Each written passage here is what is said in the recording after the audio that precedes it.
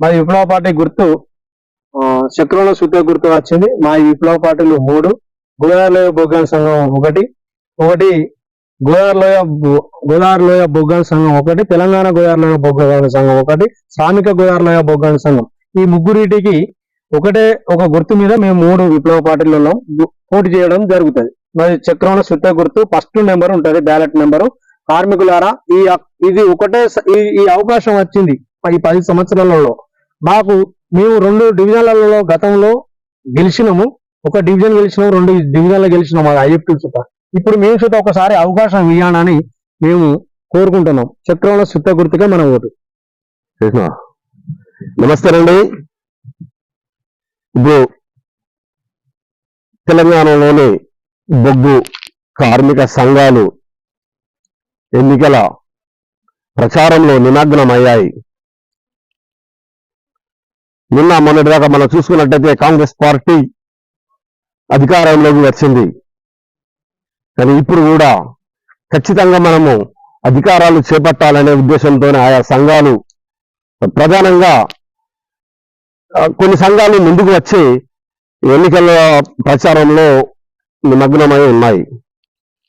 దీనిలో భాగంగానే ఇప్పుడు మనం జయశంకర్ భూపాలపల్లి జిల్లా కేంద్రానికి చెందిన TGLBKS రాష్ట్ర ఆర్గనైజింగ్ సెక్రటరీ చంద్రగిరి శంకర్ గారు ఇప్పుడు మన దగ్గర ఉన్నారు. ప్రస్తుతం సింగరేణి కార్మికుల సమస్యలు ఏంటి, గత ప్రభుత్వాల సమస్యలు పరిష్కరించిందా, ఆ సమస్యలకు ఈ నూతన ప్రభుత్వం కూడా ఏమైనా సమస్యలు పరిష్కరించేస్తుందా అంటే వీళ్ళ సంఘం తరఫున వీళ్ళ సంఘానికి ఓట్లు వేయాలని కూడా వాడు విస్తృత ప్రచారం చేస్తున్నారు. వీరు అంటే ఈ సంఘాలు గతంలో సంఘాలు ఏం పనులు చేశాయి కార్మికుల కోసం, కార్మిక సంఖ్యల కోసం. ఇప్పుడు ఈ సంఘాలు కూడా ఎన్నికల్లో కూడా ఏ సంఘాలు గుర్తింపు సంఘాలు ఏ సంఘాలు కూడా గెలిస్తే ఎలా ఉండబోతుంది అనే అంశంపై ఇప్పుడు మనం శంకర్ గారు మన దగ్గర ఉన్నారు. అన్న నమస్తే. ప్రస్తుతం ఇప్పుడు ఎన్నికల కోలాహలం జరుగుతుంది. ఎన్నికల ఈ కోలాహలంలో మీరు కూడా మీ TGLBKS మీ సంఘం తరఫున గుర్తించిన సంఘం తరఫున కూడా మీరు విస్తృతంగా అన్ని కార్మిక సంఘాలతో వాళ్ళు మీరు ఇది చేస్తున్నారు కదా. ప్రస్తుతం ఎలా ఉంది, ఈ ప్రచారం ఎలా ఉంది, మీరు ప్రజల నుండి ఎలాంటి అభ్యర్థులను మీరు స్వీకరిస్తున్నారు, వారిని ఏమని కోరుతున్నారు? ప్రధానంగా ఏమైందనంటే సింగరేణి కార్మికుల కోసం ఇప్పుడు 7 సంవత్సరాల 7వ దాప ఎన్నికలు వస్తున్నాయి. కాబట్టి ఇప్పుడు 98 నుంచి ఇప్పటి వరకు 7వ దాప ఎన్నికలు. అప్పుడు బీజేపీ గవర్నమెంట్ ఉన్నప్పుడు, టీడీపీ గవర్నమెంట్ ఉన్నప్పుడు, ఏఐటీసీ సంఘం గెలిచినప్పుడు ఈ కార్మిక సంఘాలకు అప్పుడు ముందు విప్లవ పార్టీలు అన్ని సంఘాలు పోయి మేనేజ్మెంట్ దగ్గర మాట్లాడడానికి అర్హత ఉండే. ఇప్పుడు మరి ఈ తెలుగుదేశం పార్టీను బీజేపీ ప్రభుత్వం ఉన్నప్పుడు ఏఐటీసీ అందరూ కలిసి ఒక కమిటీ పెట్టి ఎన్నికల కోడ్ డిసిప్లిన్ అనేది పెట్టి కోడ్ ఆఫ్ డిసిప్లిన్ అని పెట్టి ఈ ముందుకు తీసుకురావాలని వాళ్ళు ముందే ఒప్పందం చేసుకొని పెట్టాడు. చంద్రబాబు నాయుడు చేసిండు, దీనికి బీజేపీ ప్రభుత్వం చేసింది. అప్పుడు కార్మికులు ఎంతమంది అంటే 1,15,000 మంది కార్మికులు ఉంటే ఇప్పుడు గతంలో చూస్తే ఇప్పటి వరకు 7వ దాప ఎలక్షన్కి వచ్చే వరకు 39,000 మంది కార్మికులే ఉంటారు. అంటే అప్పుడున్న రన్నింగ్ వాళ్ళు ఇప్పుడు 85లో అప్పుడు రన్నింగ్ బ్యాచ్ ఉన్నప్పుడు జీపీ రావు సార్ పెట్టి అప్పుడు రన్నింగ్ పెట్టి అప్పుడు మేము చిన్న పిల్లలం, మా నాన్న కానీ మేము కానీ మా నాన్న జాబ్ చేసేవాడు, మేము చూసిన వాళ్ళం, వేడి నీళ్ళు పెట్టి మా నాన్న చూసేవాడు, మా అమ్మ వస్తే రన్నింగ్ వచ్చిన వాళ్ళకు అప్పుడు అందరూ వచ్చి ఉద్యోగం దొరికిన వాళ్ళు ఉండేవాళ్ళు. ఇప్పుడున్న పరిస్థితిలో ఏమి జరిగిందనంటే ఆ ఎన్నికల ద్వారా వారసత్వ ఉద్యోగాలు కొనసాగాలనే ఆకాంక్షను ఏఐటీసీ ఉండే. అప్పుడు ప్రభుత్వాలు టిఆర్ఎస్ టీవీకే అది తెలుగుదేశం పార్టీ ఉండే, బీజేపీ ప్రభుత్వం ఉండే, దానికి వారసత్వ ఉద్యోగాలు ఎత్తివేయడం జరిగింది. ఇప్పుడు క్రమక్రమంగా కార్మికులు తగ్గుతూ వస్తున్నారు. అది గోల్డెన్ సెకండ్ తీసుకురావడం జరిగింది ఏఐటీసీ గుర్తింపు సంఘం ఉన్నప్పుడు. మళ్ళా ఇప్పుడు ఉన్న కార్యక్రమంలో 4,000 స్కీమ్ అని పెట్టి అప్పుడు కొంతమంది కార్మికులను మీరు కోల్పిల్లర్ను మార్చి వాళ్ళని చూత మెడికల్ బోర్డు అని పెట్టుకోమని అనుకోకుండా ప్లస్ వాళ్ళ చూత తగ్గిపోయి కార్మికులను చేయడం వల్ల కోల్పిల్లర్ ఉండద్దు అనేది యంత్రాంగం ప్రైవేటు సస్టర్ ప్రకారంగా యంత్రాంగం అడిగి తీసుకురావడం జరిగింది. అంటే కోల్పిల్లర్ అనే వాడు నెత్తి మీద మోసే బరువును SDL యంత్రం మీద పోవడం జరిగింది. కాబట్టి దీనికి SDL యంత్రంకు మేము వ్యతిరేకంగా పోరాటాలు చేయడం జరిగింది. ఈ యంత్రాలు పెట్టుకోవడం వలన అండర్ గ్రౌండ్ ఓపెన్ కాస్ట్ లో ఆ అండర్ గ్రౌండ్ బావిలన్నీ మూతపడతాయి, ఓపెన్ కాస్ట్ అన్ని పైకి వస్తాయి. కాబట్టి ఈ యంత్రాంగం అనేది ఎన్నో పోరాటాలు చేసినాం. అప్పుడు ఐదో ఏజ్ బోర్డు అప్పుడు ఆ 30 రోజులు సమ్మె చేయడం జరిగింది. ఆ తర్వాత గతంలో ఎన్నో సార్లు సమ్మెలు మా విప్లవ పార్టీలలో చేయడం జరిగింది. అప్పుడున్న కార్మికులు ఇప్పుడు లేకపోవడం వలన ఈ ఉద్యమం కొంచెం కుంటిపడిపోవడం జరిగింది. కాబట్టి ఏం జరుగుతుందనంటే కార్మికులు, కర్షకులు విధానాలకు మనం చెప్పేది ఏంటంటే భావితరాలకు ఉద్యోగాలు లేకపోవడం జరిగింది. ఇప్పుడు అంటే ఉమ్మడి ఆంధ్రప్రదేశ్ ఉన్నప్పుడు అట్లా జరిగింది. ఇప్పుడు తెలంగాణ వచ్చి 10 సంవత్సరాలు అయిపోయింది. ఈ 10 సంవత్సరాలలో కేసీఆర్ వచ్చి ఏం చెప్పిండంటే వారసత్వ ఉద్యోగాలు పోయినాయి, టీబీకేఎస్ పార్టీ పెట్టి టీబీకేఎస్ పార్టీ గురించి ఏం చెప్పిందంటే టీబీకేఎస్ వాళ్ళు అందరూ కలిసి ఈ వారసత్వ ఉద్యోగాలు జాతీయ సంఘాలు ఎల్లగొట్టినాయని ఏఐటీస్ వాళ్ళు చెప్పడం జరిగింది. ఆ ఏఐటీస్ వాళ్ళు చెప్పడం జరగడం వలన ఈ వారసత్వ ఉద్యోగాలు పోయినాయి అని దీన్ని టీబీకేఎస్ వాళ్ళు ఒక వేగం తీసుకోవడం జరిగింది. జరిగిన తర్వాత దీనికి ఆలోచించి అప్పటికి 97-98 వరకు వారసత్వ ఉద్యోగాలు ఇచ్చేది. ఆ 86 నుంచి 98 నుంచి 99 నుంచి వారసత్వ ఉద్యోగాలు ఇవ్వగా కొంతమంది కార్మికుల పిల్లలకు ఆగిస్తామని చెప్పిన ఏఐటీస్ వాళ్ళు డబ్బులు ఇవ్వకుండా వాళ్ళను కొంతమంది పిల్లల దగ్గర డబ్బులు అప్పుడు 3 లక్షలు 4 లక్షల రూపాయలు కంపెనీ కట్టియడం జరిగింది. అయితే ఆ కంపెనీకి జరిగిన తర్వాత అందులో డిస్మిస్ అంటే కార్మికులు పాపం ఆ పిల్లలకు ఉద్యోగం పెట్టిస్తామని వారసత్వాలు ఉద్యోగం రాగానే ఆపేసి పైసలు 2 లక్షల రూపాయలు తీసుకోవడం జరిగింది. అమ్యూనిమెంట్ ఇచ్చిన తర్వాత మళ్ళీ ఏం జరిగిందనంటే అందులో మళ్ళీ వీళ్ళంతా బాధపడి ఒక డిస్మిస్ కార్మికులు కాకుండా వీళ్ళందరూ కలిసి ఏకంగా నిరాహార దీక్షలు చేసి మెమోరాలు ఇచ్చి అందరికీ సమానత్వంగా మనకు ఉద్యోగాలు రావాలని సీఎంఎం కాల్సిన ఒక సంఘం పెట్టుకొని వాళ్ళందరూ కలిసి డిపెండెంట్ ఉద్యోగాలు మాకు కొనసాగాలి, వారసత్వాలు కావాలనేది ఎంతో మంది పిల్లలు పోతే ఆ పిల్లలు ఇప్పుడు 50 సంవత్సరాలకు వచ్చి కొంతమంది డబ్బులు తీసుకోలేదు. అదొకటి జరిగిపోయింది. మళ్ళీ అందులో గతంలో ఎన్నికలు అనే ప్రచారంలో కార్మిక లీడర్లు కొంతమంది అంటే కార్మికుడు, కర్షకుడు అనే కార్యకర్తలను కాపాడుకునే యూనియన్ నాయకులు కొంతమంది వాడుకొని వాళ్ళను వదిలేసే స్థితిగతులు సుత భూపాలపల్లిలో ఉన్నాయి. సాధారణంగా చూసుకుంటే ఒక 4-5 కార్మికులు డిస్మిస్ అయ్యారు. యూనియన్ ఎలక్షన్ల కోసం, భావితరాల కోసం పోరాడాల, మళ్ళా భవిష్యత్తు యూనియన్లు ఉండాలనే వాళ్ళతో పోరాడితే ఒక 4-5 మంది కార్మికులు డిస్మిస్ అయ్యారు. కొంతమంది కార్మికులను యూనియన్లు పట్టించుకోలేదు. మళ్ళా అదే అయిపోయింది. తర్వాత 47 మంది కార్మికులు డిస్మిస్ అయితే వాళ్ళ మీద సుత మేము ఎన్నో పోరాటాలు ముందుకు తీసుకోవడం జరిగింది. తీసుకోకపోతే విప్లవ పార్టీలో అందరం కలిసి ప్రజా సంఘాలను కూడబెట్టి మన జేఏసీగా ఏర్పడి అన్ని విషయాలలో 46 మంది కార్మికులను డిస్మిస్ ఆవేదనమైందంటే దీనికి అన్ని కార్మిక సంఘాలు జీఎం ఆఫీసులో ధర్నాలు, మా ఉన్న ప్రతి డివిజన్ కు ఇట్లా చేయాలి, ఈ ఉద్యమం ముందుకు తీసుకుపోవాలని 47 మంది కార్మికులు రావాలని అంటే ఒక ఎయిటింగ్ ల్యాండ్ లో బాంబ్ బ్లాస్టింగ్ అయితే ఆ కార్మికునికి 4 బ్లాస్టింగ్ అయితే ఆధ్వర్యంలో సేఫ్టీ కమిటీ, మెయిన్ కమిటీ ఆధ్వర్యంలో ఒక బాంబ్ బ్లాస్ట్ అయితే ఆ కోల్కతా వాళ్ళు దెబ్బలు తింటే ఆ నిర్లక్ష్యంగా సేఫ్టీ ఆఫీసర్ కానీ ఎవరు కానీ దానికి నిర్లక్ష్యంగా ఏం జరిగిందంటే ఒక ఉద్యోగుడు బలి అయిపోయాడు. అంటే సేఫ్టీలా ఉండే సాఫ్ట్వేర్ కానీ ఒక మైనింగ్ స్టాఫ్ అనే యజమాన్యం ఉల్లంఘన చేసుకోవడం వలన ఈయన మీద ఈ ఓర్మేను మీద ఎత్తేయడం వలన సాఫ్ట్వేర్ మీద ఎత్తేయడం వల్ల సాఫ్ట్వేర్ కి సస్పెండ్ లెటర్ ఇవ్వడం, సర్దార్ సస్పెండ్ లెటర్ ఇవ్వడం, ఇంక్రిమెంట్ కట్ చేయడం వలన దానికి ఒక ఉద్యమం తీసుకొచ్చిన టీబీకేఎస్ వారసత్వ ఉద్యోగాల ఈయన ఉద్యోగం డిస్మిస్ అయింది. కాబట్టి టీబీకేఎస్ వాళ్ళు అందరూ కలిసి ఏకపక్షంగా ఉండి అతనికి మైనింగ్ వాళ్లకు ఉద్యోగం ఇప్పించారు. కానీ సాధారణమైన కార్మికులు 46 మంది కార్మికులు డిస్మిస్ అయితే వాళ్ళను ఇంతమంది ఉద్యమాలు చేసినా కానీ వాళ్ళకి ఇవాటి వరకు అంటే నిన్నటి వరకు 10 అంటే వాళ్ళు డిస్మిస్ అయినా అంటే మేము ఏం చెప్పినామంటే డిస్మిస్లు వాళ్ళ ఆరోగ్య పరిస్థితుల వలన, లేదంటే వాళ్ళ క్రమశిక్షణ ఇంట్లో కుటుంబ పరిస్థితుల వలన, లేదా యూనియన్ ఒత్తిడి వలన, మేనేజ్మెంట్ ఒత్తిడి వలన, డ్యూటీ సరిగా చేయకపోవడం వలన వాళ్ళు డిస్మిస్ అవుతారంటే అంటే మేమేమన్నామంటే అంటే వాళ్ళు ఏమంటే 100 మాస్టర్లు ఉంటేనే మేము డ్యూటీ తీసుకుంటాం, లేకపోతే తీసుకోమంటే మీ యూనియన్ ఏమనంటే ఈ 47 మందికి 100 మాస్టర్లు అవసరం లేదు, డైరెక్ట్ 47 మంది కార్మికులకు డైరెక్ట్ ఉద్యోగాలు ఇవ్వాలన్నదే మా ప్రతిపాదన పెడితే వాళ్ళు గుర్తింపు సంఘం ఎవరు ఉంటారో వాళ్ళ దగ్గర బాధ్యతలో పోయి గతంలో గుర్తింపు సంఘాలు ఉన్న వాళ్ళ ఓడిపోతే ఒక గుర్తింపు సంఘం నాయకుడు ఏం చెప్తారంటే కోర్టుకు ఉన్నా అని చెప్తాడు. ఒక గుర్తింపు సంఘం ఏం చెప్తాడు, మేము ఇస్తాం అమలైంది, ఇప్పుడు మేము వీటికి రండి ఆడికి రాని ప్రచారానికి వాడుకోవడం జరిగింది. అంటే వాళ్ళు తిండి లేక ఉమ్మగా ఉండడానికి తిండి లేక, భార్య పిల్లలు లేక, జీవనోపాధి కోసం, విద్యా వైద్యం కోసం వాళ్ళకు ఉపాధి లేకపోతే వాళ్ళ అప్పులు తీసుకొని కొంతమంది కార్మికుడు మొన్ననే రీసెంట్ గా వారసత్వ ఉద్యోగం ఒక ఒక ఒక కార్మికుడు పాపం 192 అని బాధకు ఆయన ఆ బాధలో ఈ బాధలో ఏ బాధలో అయినా కానీ ఆయనకు డిస్మిస్ అయితే ఇక పని వచ్చే టైంకు పాపం ఆ కార్మికుడు చనిపోతే ఆ కార్మికుడి మీద సుత మేము స్టేట్మెంట్ వేయడం వలన ఆ స్టేట్మెంట్లు అయితే కొంతమంది నాయకులు ఇట్లా మా భవనం అవుతామని గుర్తింపు సంఘాలు కొంత అడ్డుకున్నాయి. కాబట్టి ఇప్పుడున్న పరిస్థితిలో మేము ఏమంటున్నామంటే విప్లవ పార్టీ జేఏసీ పెట్టడం జరుగుతుంది. కాబట్టి మేము ప్రజా సంఘాలనే ముందుకు తీసుకుపోవాలి, చైతన్యవంతం చేయాలి, నిరుద్యోగ సమస్య అనేది ముందుకు తీసుకోపోవాలనేది మా యొక్క డిమాండ్ ఇస్తున్నాం. అంటే 47 మందిని ఖచ్చితంగా ఉద్యోగాలు ఇవ్వాలి. ఏ సంఘమైనా గెలిచినా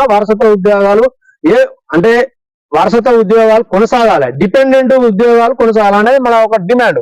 అయితే భారతదేశంలో చట్టాలు సవరణలు అనేది ఈ వారసత్వ ఉద్యోగాలు తీసేసిరా ఏం చేసిరా అనే సుత ఒక సర్క్యులేషన్ సుత ఇయ్యలేదు. కాబట్టి ఇప్పుడు వారసత్వ ఉద్యోగాలని ప్రతి ఒక్కరు అంటారు. ఏ సంఘం దగ్గరికి పోయినా అంటే 14 సంఘాలు అనే వాదన ఏమంటారంటే ఈ వారసత్వ ఉద్యోగాలే ఇయ్యాలే గాని మేము ఎన్నిక ఏం చేసినాము ఈ 10 సంవత్సరాల 18 అంటే 1990 నుంచి ఇప్పటి వరకు గత 7 దాపా ఎన్నికల వరకు వచ్చే వరకు మేము ఏం చేసినాం అనేది జాతీయ సంఘాలు చెప్తలేవు. అంటే ఎవరు చెప్తలేరు ఈ కార్మికుల గురించి అనేది ఒక వాయిస్ ఇవ్వాలనేది ఒక ఆలోచన ఉంది. ఇవన్నిటికీ మేము ఏమంటున్నామంటే వారసత్వ ఉద్యోగాలు ఇవ్వాలి, డిపెండెంట్ అంటే మెడికల్ బోర్డు పెట్టి అనేకమైన మెడికల్ బోర్డు పెట్టి పైరవీరులు వేసి లక్షలాది రూపాయలు పెట్టుకోవడం జరిగింది. అంటే మేమేమంటానంటే ఒక కార్మికునికి ఆరోగ్యం లేకపోవచ్చు, ఒక కార్మికునికి సరైన లీడర్ దొరకకపోవచ్చు. ఈ పైసలు తీసుకోవడం ఏంటి, వారసత్వ ఉద్యోగం ఇవ్వాలి అంటే బొగ్గు ఉట్టి ఇల్లందు నుంచి ఇప్పటి వరకు 20, 30, 120 సంవత్సరాల చరిత్రలో వారసత్వం వస్తుంది. కాబట్టి మరో దశలో సుతా మళ్ళా వారసత్వ ఉద్యోగాలు ఉండాలనేది ఉండాలి. ఎందుకంటే దీనికి అప్పుడు చట్ట మీద మోసిన వాళ్ళు ఎంతో మంది ఉన్నారు. ఇప్పుడు నిరుద్యోగ సమస్యల మీద తండ్రుల కోసం చదువుకున్న వాళ్ళు చాలా మంది, తెలిసిన విద్యార్థులు చాలా మంది ఉన్నారు. అంటే ఆ విద్యార్థులు 40 సంవత్సరాల నుంచి 45 సంవత్సరాలు వచ్చేదాకా ఉద్యోగం దొరకక వీధిలో పడిపోయినారు. అంటే 1,20,000 మంది కార్మికులలో 39 మంది కార్మికులు ఉంటే దాదాపు 80,000 మంది కార్మికులే బలికొన్నారు. ఈ లీడర్లు ఎవరి కోసం, ఎవరి ప్రయోజనాల కోసం మనం చెప్తాం, ఎవరి ఆలోచన కొద్దీ మాట్లాడుతున్నాం అనేది ఒక ఆలోచన చేయాలి. ఎందుకు చేయాలంటే నిరుద్యోగ సమస్య ఎక్కువైపోయింది, తల్లిదండ్రులు పనిచేయని పరిస్థితిలో ఉంది, మేనేజ్మెంట్ ఫోకస్ ఉత్పత్తి కార్మికుడు చేస్తాడు చేయనని కార్మికులకు మేము చెప్తున్నాం. ఉత్పత్తి ఉంటేనే మనుగడలో ఉంటది. అంటే బాయిలు కానీ ఓపెన్ కాస్ట్ కానీ ఉత్పత్తి కార్మికుడు చేయాలని మేము చెప్తాం. ఉత్పత్తి కోసం ఎప్పుడు కార్మికునికి ఆటంకం చేయదు. ఎందుకంటే ఆ మైన్స్ కానీ ఆ బెల్టులు కానీ ఉంటేనే మాకు నిరుద్యోగ సమస్యలు పోయి మా పిల్లలకు కానీ మా అందరికి కానీ ప్రతి ఒక్కరికి ఉద్యోగం ఉంటది అనేది ఆకాంక్షగా ఉంటాయనేది ఈ 10 సంవత్సరాల నుంచి చూస్తుంటే ఈ కార్మిక సంఘాలు ప్రభుత్వానికి అనుసంధానంగా పనిచేయడం ఇంతవరకు సమంజసం. అంటే మేము తప్పుగా భావిస్తలేము. అయితే దీనికి ఏమంటున్నామంటే కోటాపు డిసిప్లిన్ అనేది తీసుకొచ్చింది. అంటే అంటే గెలిచిన వాళ్ళే పోయి మాట్లాడాలి, వేరే సంఘాలు మాట్లాడదు. అంటే మేము 14 సంఘాలు వేస్తున్నాం కదా, పోయేటప్పుడు 14 సంఘాలను విలువడిగా గెలిచిన తర్వాత మేము ఓన్లీ ఊరడము, పేపర్ స్టేట్మెంట్ ఇచ్చడము, ధర్నాలు చేయడం వరకే మాకు ఒక అవకాశం ఇస్తాయి. జియో ఆఫీస్కి పోవాలన్నా, ఇంప్లిమెంటేషన్ చేయాలన్నా, ఒక CNM ని కలవాలన్నా మమ్మల్ని దూరం ఇస్తారు. అంటే ఒక లెటర్ ప్యాడ్ కానీ ఏది కానీ ఇవ్వాలంటే మీరు గెలవలే కదా అబ్బాయి, మీతో మాకు అవసరం లే అని గెలిచిన సంఘాలు ఒత్తిడి తీసుకురావడం వలన ప్రజల కార్మికుల సమస్యలు ఈ యూనియన్లు చెప్తానే కానీ పట్టించుకోలేక పరిస్థితుల్లో యజమాన్యం కుమ్మక్కై ఇది కుమ్ములాస్తుంది. ఈ 10 సంవత్సరాలుగా ఒక గుర్తింపు సంఘం ఎలాంటి న్యాయం చేసింది కార్మికులకు? అంటే గుర్తింపు సంఘం వచ్చి ఏం చేసింది అంటే వారసత్వ ఉద్యోగాలు పోగొట్టి మెడికల్ బోర్డు అని పెట్టింది. అంటే గతంలో గుర్తింపు సంఘం పెట్టి గుర్తింపు సంఘంలో మెడికల్ బోర్డు అని పెట్టిండు. తెలంగాణ వచ్చినాక ఈ మెడికల్ బోర్డుకి పెట్టి ఏం చేసిండు, ఎవరి దగ్గర లంచాలు తీసుకోవద్దు, డాక్టర్ల దగ్గర పోవాలి, అలా ఉండాలి, 2 సంవత్సరాల వరకు సీనియర్ చూసి పెట్టాలి. అది సీనియర్ వాస్తవంగా 2 సంవత్సరాల వరకు ఆయన 58 సంవత్సరాలు అవుతాయి.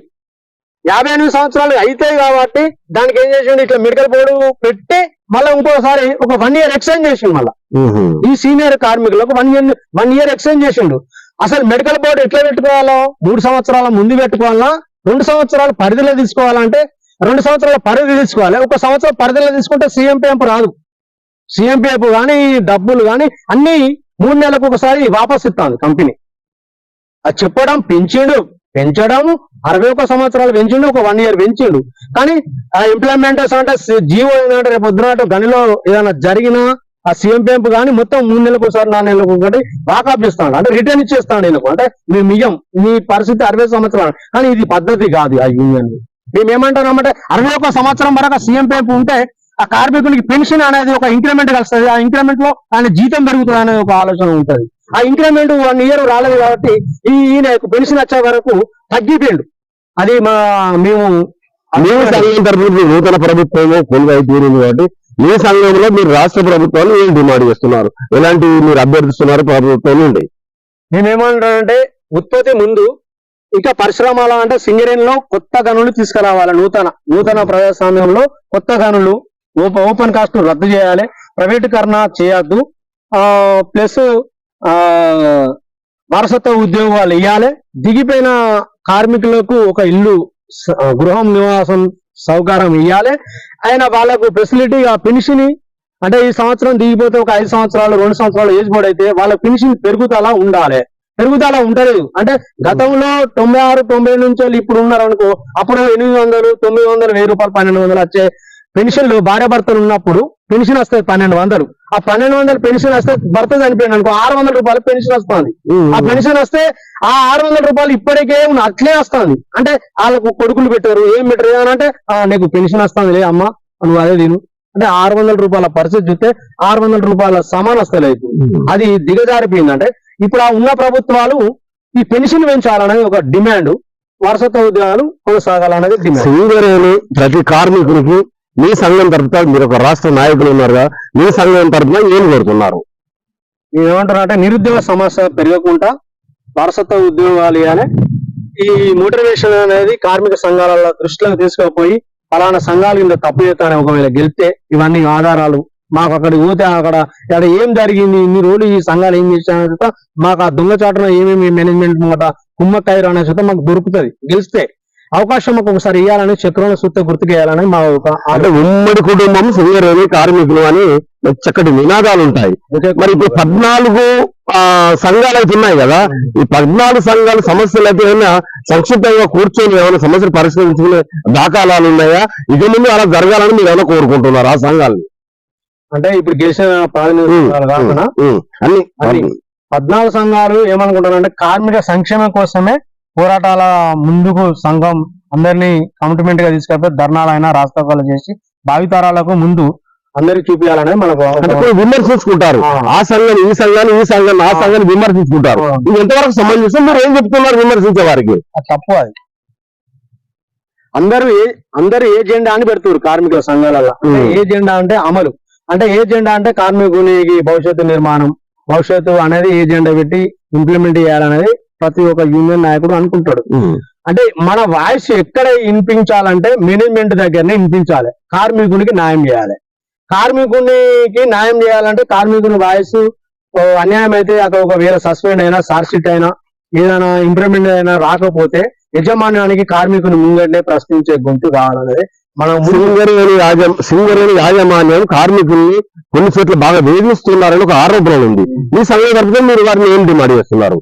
మేమేమంటున్నాం అంటే భవిష్యత్తులో ఎవరికైనా కానీ సస్పెండ్ అయినా చార్జ్షీట్లు అయినా గుర్తింపు సంఘం ఏం చేస్తారంటే ఇప్పుడు ఈ ఎన్నికలలో చాలా మంది తిరుగుతారు కదా, తిరిగి ప్రసంగం ఇచ్చుడు ఇవన్నీ చేస్తా అంటే కంపెనీ దృష్టిలో ఒకవేళ గుర్తింపు సంఘం వస్తే ఎవరెవరు నాయకులు ఎట్లా తిరిగిరు అనేది లొంగ అంటే వీళ్ళను వేధించి గురి చేయడం జరుగుతుంది. అది అంటే వీళ్ళిద్దరు చెప్తారు అన్నట్టు. ఈయన పోయి ఆయనకు చెప్తాడు, సార్ ఈయన మా నాయకుడుగా సార్, ఈయన వేరేటైనా ఈయన కొంచెం వస్తాడు సార్ ఆ పనికాడ, ఆయననే ఎప్పటికి ప్రెషర్ తేవాలంటే ఆ ప్రెషర్ ఆయన డ్యూటీ చేయడు, suspend letter sir, dismiss suspend ఏదో ఒకటి ఈయనకు ఒత్తిడి తీసుకురావాలి సార్. లేకపోతే ఉంటే మా సంఘాలతో మేము ఎన్నిపోటు కొడతాం, మా నాయకులు వచ్చి తిడతారు అనే ఉద్దేశమే చేస్తారు.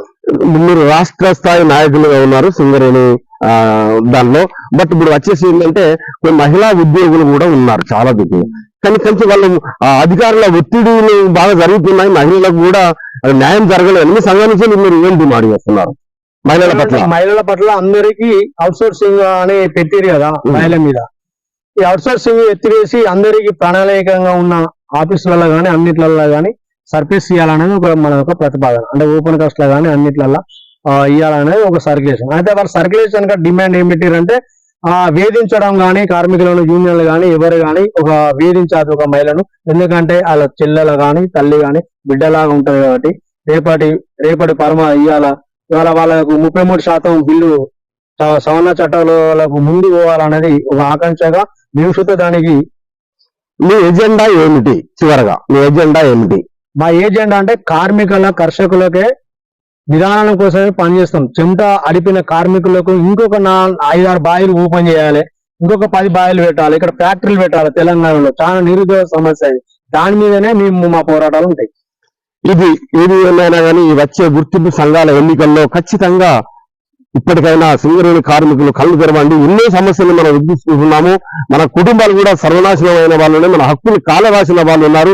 మేము ఇది చేస్తాం అది చేస్తామంటూ కానీ మనల్ని కార్మికులు మోసం చేసిన వాళ్ళు ఉన్నారు. కానీ అధికారంలో వచ్చిన సంఘం ముందుకు నడుస్తుంది. అధికారంలో ఆ పవర్లో లేని సంఘాలు పక్కన పెడుతున్నారు, సమంజసం కాదు. మరి సింగరేణి సంస్థ అంటే ఒకే కుటుంబంగా ఉంటున్నాం కాబట్టి అన్ని సంఘాలు కలుపుకోవాల్సిన అవసరం ఎంతనే ఉంది. మహిళలు కూడా రక్షణ లేకుండా కొన్ని అలాంటి వాళ్ళని చాలా సీరియస్ తీసుకున్న శంకర్ గారు హెచ్చరిక జారీ చేస్తున్నారు. ఏది ఏమైనా ఈ 27వ తారీఖు జరిగే ఎన్నికల్లో సింగరేణి కార్మికులు ఏ సంఘానికి అవకాశం ఇస్తారో వేచి చూడాల్సిందే. కానీ రాజకీయంగా మాత్రం ఎవరైతే గుర్తింపు పొందిన సంఘాలు ఏవైతే ఉన్నాయో వాళ్ళు ఆ సంఘానికి సింగరేణి కార్మికులు ఓట్లు వేసి బలపరుస్తారో అలాంటి రాజకీయ పార్టీలకు అనుసంధానంగా ఉండడం వల్ల కూడా కానీ ఇక్కడ కొన్ని కుటుంబాలు నాశనం అవుతున్నాయి. అది రాజకీయాలకు సంబంధించిన విషయం కాబట్టి రాజకీయాలకు ఈ గుర్తింపు సంఘాలు చాలా దూరం పెడితే బాగుంటది. కానీ ఏది ఏమైనా అందరు కలిసి ఉండాల్సిన అవసరం ఉంటది అని శంకరరావు గారు చెబుతున్నారు. ఈ అవకాశం మాకు ఇచ్చి ఆయన విలువైన సమయాన్ని మాకు కేటాయించి మాకు ఇంటర్వ్యూ ఇచ్చినందుకు శంకరన్న గారికి ధన్యవాదాలు. Thank you Shankaranna.